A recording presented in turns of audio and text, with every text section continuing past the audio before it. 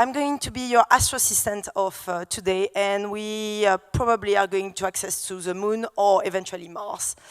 It depends how good you are with your imagination, which I'm sure you are. So I am Nelly Ben Hayoun. I graduated in 2009 from a department called Design Interaction at the Royal College of Art.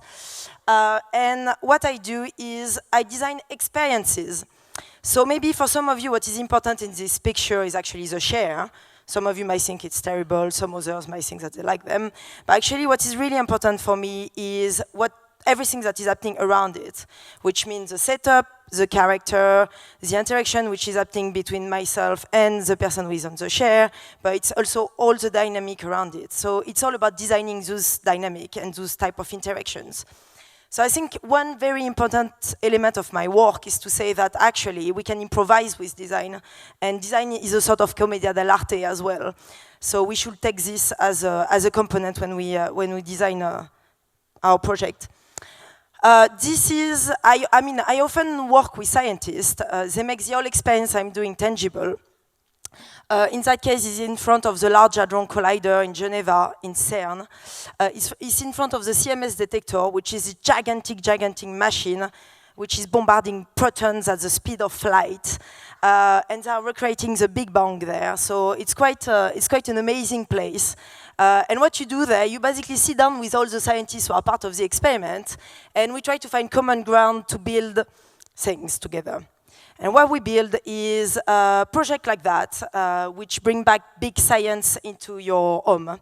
In that case, it's all about creating dark energy, the complete unknown, out of a microwave gun, 2 pigeons' eggs, and salt water. And I know it might sound completely crazy for all of you, but actually, you need to know that this thing is actually really based on an experiment done in 1927, and all the components which were part of this experiment are actually in it. So it's actually really working. You can create unknown element, unknown matter. I can talk to you a bit later about dark energy, but you might be some of you might be fan of Stephen Hawking, so you might know what I'm talking about. I think that design must be engaged. What's the point of putting another share out there if basically there is no concept behind it or any political engagement? In that case, it's about owning your own piece of air. It's about saying, why will I not be able to own a bit of the invisible in a way? And this project, I developed it with Dr. Alison Williams, who is a UK military airspace specialist. Yes, there is one. Have you ever seen this picture before? No? This is another amazing physics experiment. It's called the Super Kamiokande. It is in Japan, in the middle of nowhere. And the first time I seen this picture, I thought, this is just simply so amazing. I just wish I could have the experience of actually having a swim in there. How does that feel? And that was before I knew about the physics behind it. But then once I learned about the physics behind it, it's even more fabulous. Because what happened in there, just another view of the experiment, what happened in there is, neutrinos coming from the sun. There are those invisible particles who just bombard your body on a day-to-day basis and that you don't feel. Those neutrinos basically sometimes come up and they go down inside the experiment. They meet another particle, and when they meet each other, that's creating a gigantic explosion, which is called a sonic boom. And when the sonic boom is happening, you've got as well a ray of blue light, which is coming from the bottom of the tank to the top of it. And this is where it becomes very exciting, isn't it? Okay, so that's the project I developed, which is called Super K Sonic Boom. You've got the gold version as well. It's a 40-meter long tunnel where you go on a boat, you meet up with a physicist from the actual experiment in Japan, and they just explain you everything about the mystery of the universe. And also you get dressed up, you've got Wellington boots, you just get ready for the radiation. So obviously a very dangerous thing to be doing.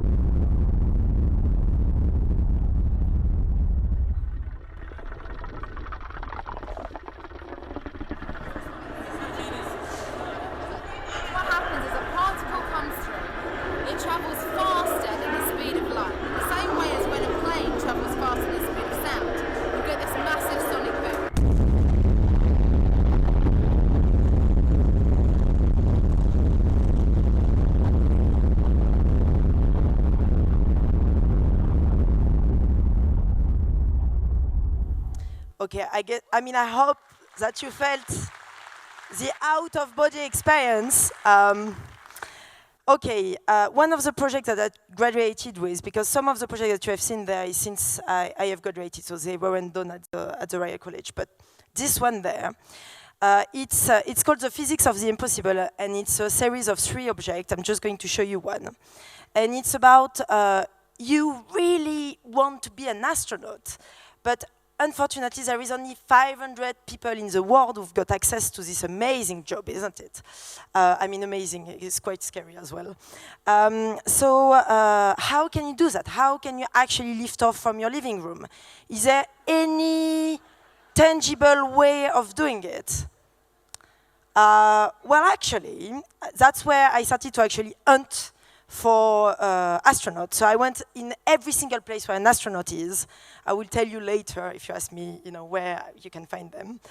And I found someone called Jean-Pierre Aigneret, a French astronaut who lifted off twice from the Soyuz rocket. Well, I have a USA rocket there, that's not the right one. But I developed with him a chair called the Soyuz chair. I felt almost sick.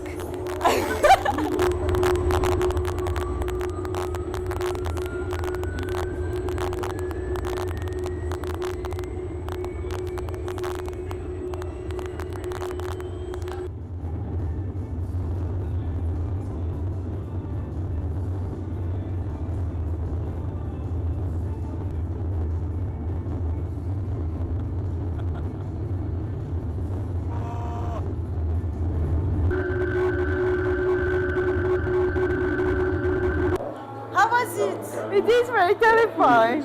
It's like the plane's falling off and I gonna die whatsoever. I thought that it's exciting to go to the moon, but it's really scary. Right, so just to explain you a bit more on what is happening there. They're actually leaving the liftoff of the Soyuz rocket.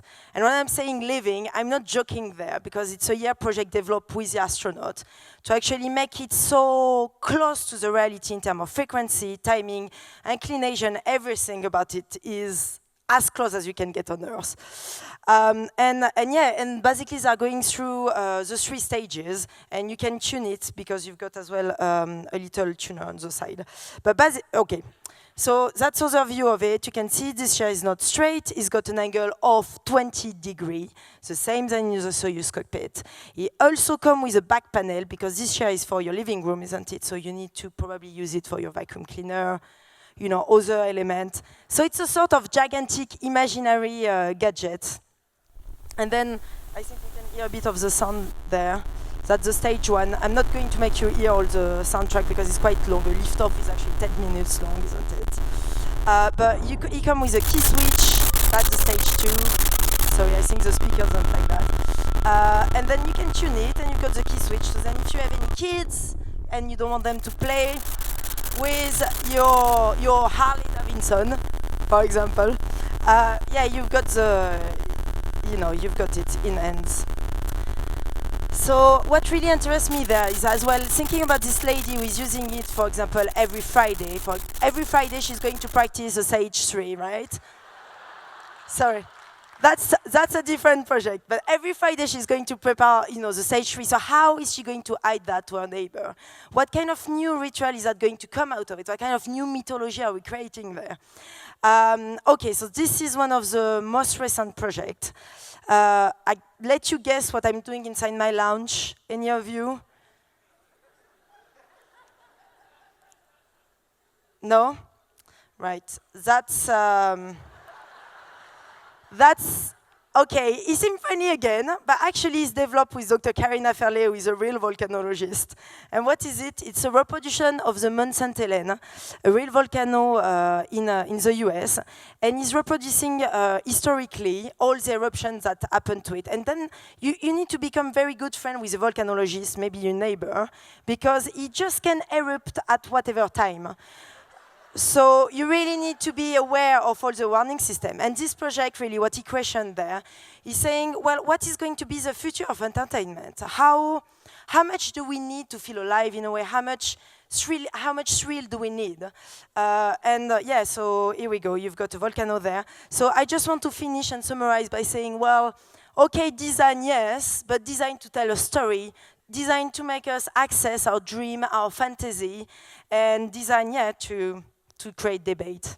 Thanks.